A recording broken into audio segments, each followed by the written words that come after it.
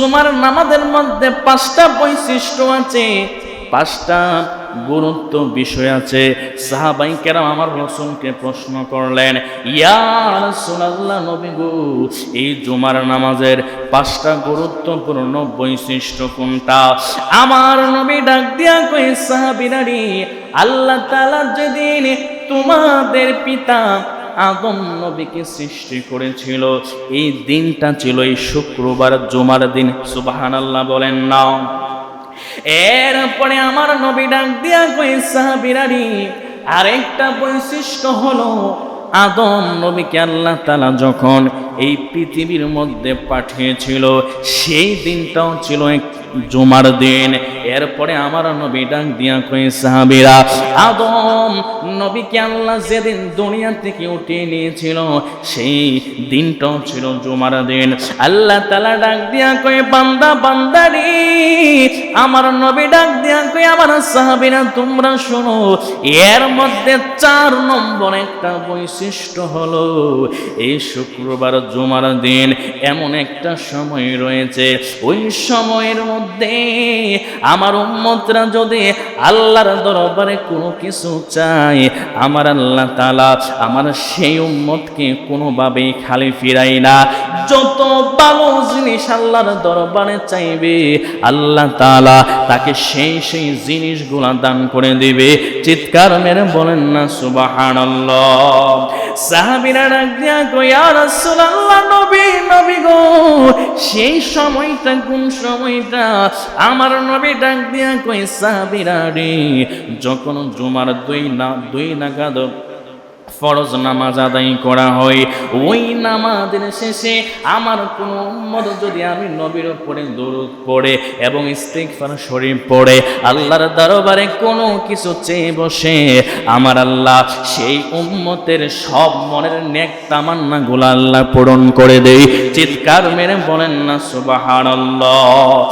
শুধু তাই নয়, আমার নবী, আপনার নবী রাহমাতুল লিল আলামিন হাদিস শরীফের মধ্যে বলেন, এই জুমার নামাজের কেমন গুরুত্ব একটু শুনেন। এরে আমার যুবক ভাইরা, আমরা তো জুমার নামাজে তেমন আসি, কিন্তু 5 ওয়াক্ত নামাজের মধ্যে আসতে চাই না। এই জুমার নামাজ আল্লাহ ফরজ করে দিয়েছেন, 5 ওয়াক্ত নামাজ আল্লাহ তাআলা ফরজ করে দিয়েছেন, কিন্তু যে আমরা এই জুমার নামাজে আমরা আসলাম, আপনারা খেয়াল করে দেখবেন, গোটি কয়েকটা মুসল্লি বাদে অনেকগুলা মুসল্লি মনে মনে চিন্তা করে ইমাম সাহেব আলোচনা করবে, ইমাম সাহেব খুতবা দিবে, এরপরে যখন নামাজে দাঁড়াইবে আমরা নামাজে এসে হাজির হব। এমন কিছু মুসল্লি আছে না নাই? আছে না নাই? এই যে আপনারা মানুষগুলো আসছেন, আলোচনা শুনতেছেন, জুমার গুরুত্ব শোনা দরকার আছে না নাই? অবশ্যই শোনা দরকার আছে, কিন্তু মানুষগুলা যদি গুরুত্ব বুঝতো, তাইলে এই মানুষগুলা আজান শোনা মাত্রই দুনিয়ার সকল কাজ কর্ম ফেলে মসজিদের মধ্যে এসে পড়তো। কথা কোন ঠিক না বেঠি? আসুন আর একটু সামনের দিকে যাই। এই জুমার আরো অনেক গুরুত্ব রয়েছে।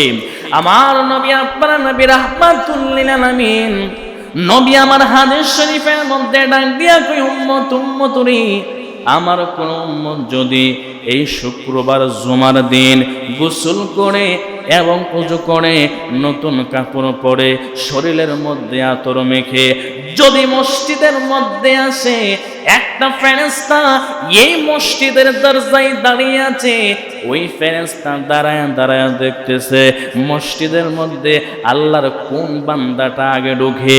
আমার নবী ডাক দিয়া কই, এরে আমার সাহাবীরা তোমরা শুনো, শুক্রবার জুমার দিন যে ব্যক্তি সর্বপ্রথম মসজিদের মধ্যে আসবে, আল্লাহ তাআলা তার আমল নামায় এমন একটা সওয়াব লিখে দিবে। আমার নবী ডাক দিয়া কয়, সাহাবীরা রে, একটা উট কুরবানি করলে যেই পরিমাণ সওয়াব হয়, শুক্রবার জুমার দিন মসজিদের মধ্যে আল্লাহর যেই বান্দা সর্বপ্রথম মসজিদের ভিতরে ঢুকবে, তার আমল নামায় সেই সওয়াবটুকু যুক্ত করে দেওয়া হবে। চিৎকার মেরে বলেন না সুবহানাল্লাহ? এরপরে নবী আমার ডাক দিয়া কয়, সাহাবীরা রে তোমরা শোনো, এরপরে দ্বিতীয় যেই ব্যক্তিটা মসজিদের মধ্যে প্রবেশ করবে, তার আমল নামায় একটা গরু কুরবানি দিলে যে পরিমাণ সওয়াব আল্লাহ তাআলা দান করে সেই পরিমাণ সওয়াব তার আমল নামায় আল্লাহ তাআলা দিয়ে দিবে। এরপরে নবী আমার ডাক দিয়া কই, উম্মত রে, আরো সুসংবাদ তোমরা শুইনা যাও। এরপরে 3 নম্বর ব্যক্তি যখন মসজিদের মধ্যে ঢুকবে, একটা বকরি জবাই করে কুরবানি দিলে যেমন সওয়াব হবে তার আমল নামায় তেমন সওয়াব দেওয়া হবে। এরপরে 4 নম্বর, যেই ব্যক্তি মসজিদের মধ্যে ঢুকবে একটা মুরগি জবাই করে কুরবানি দিলে যেই পরিমাণ সওয়াব সেই পরিমাণ সওয়াব তার আমল নামায় দেওয়া হবে।